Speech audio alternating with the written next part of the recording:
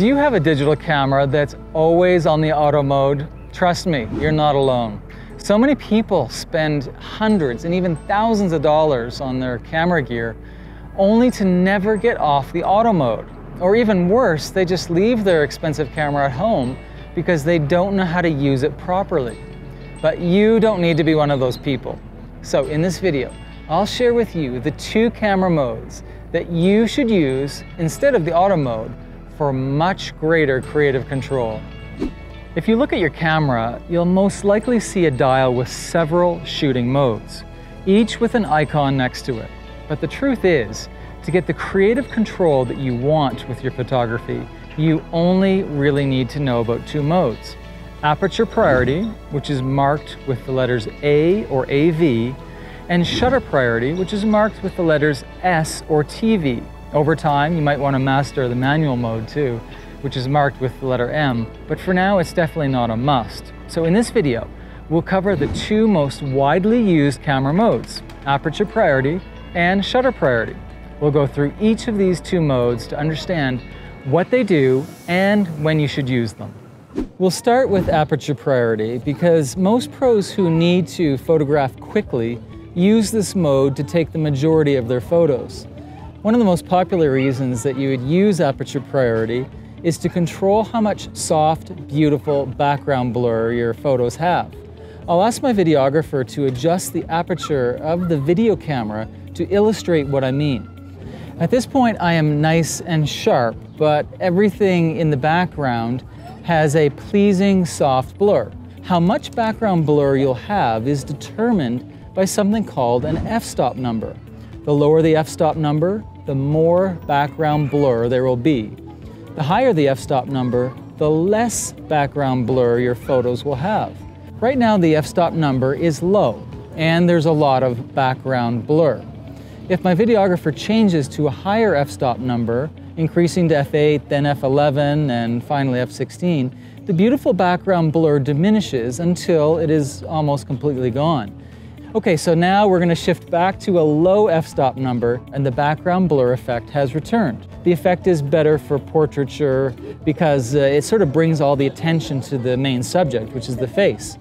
But you don't need to use this effect for only portrait photography. Adding background blur can also improve your nature, product, food, and still life photos. I'd like to show you how to access Aperture Priority right now. Normally, most camera bodies will have the MSAP dial. And what I'd like you to do is switch to A. That signifies Aperture Priority. Some cameras, it'll be AV.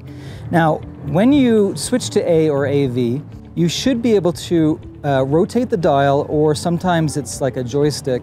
And can you see how the aperture is changing? We are now increasing the f-stop numbers, which is giving us a lot more focus sharpness and less background blur in our picture.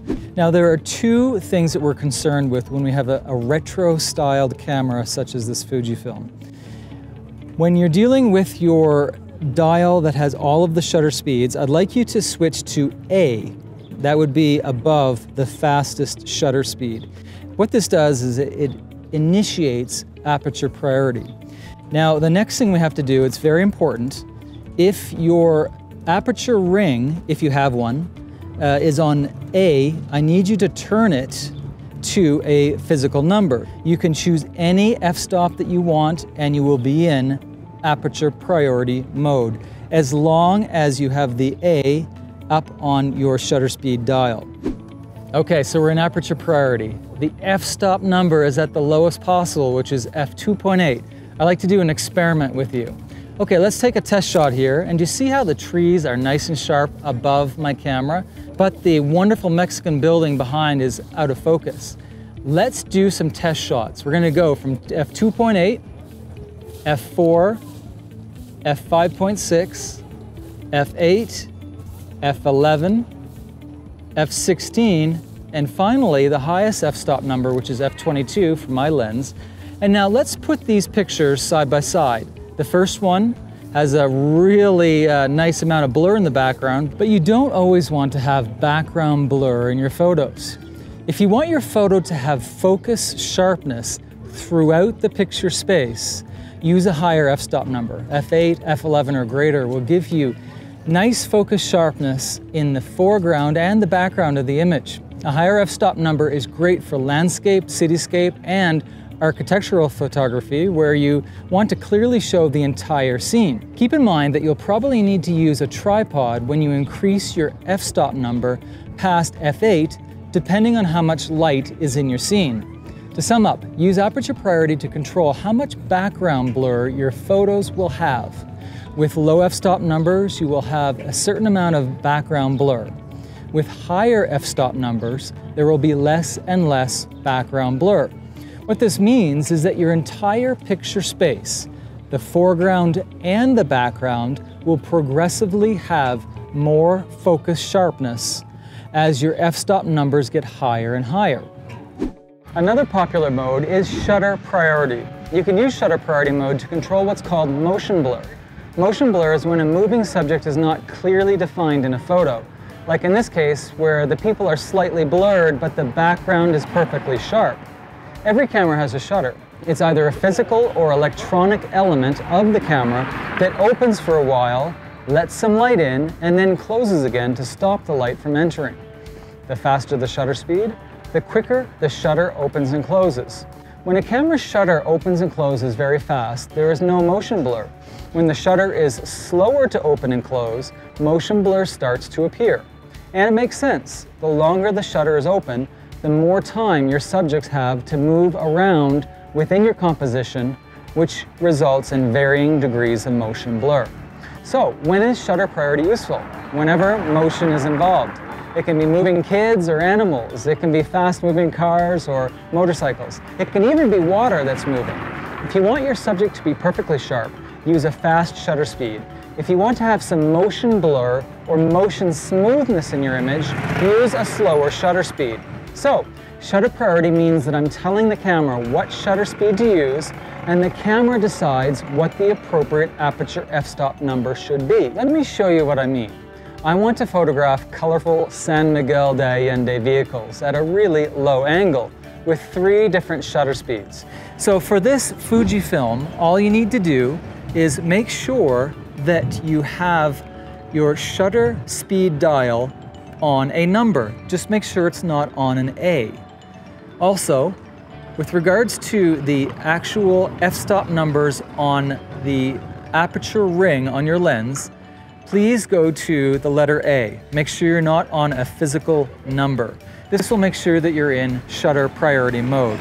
Okay, now what if you have a more common camera body that has the MSAP top dial? Well, it's very simple. Just go to the letter S for shutter priority, or if you're a Canon user, you would be going to TV. Next, you can actually change your shutter speed by moving either your thumb dial or your top dial or a finger dial, or in some cases even a joystick on the back of the camera. And this will allow you to actually adjust the shutter speeds that you can see on the back LCD screen of your camera. Okay, now that I'm in shutter priority mode, I will select a shutter speed of 1/500 for my first test shot. This means that the shutter will be open for 1/500th of a second. This is very fast. Let me give you an example. Okay, I was hoping to get one of these great green taxis, and I did. So as you can see, the taxi is perfectly sharp because of the very fast shutter speed. Now, what if we change to 1/30th of a second? That would be 1/30.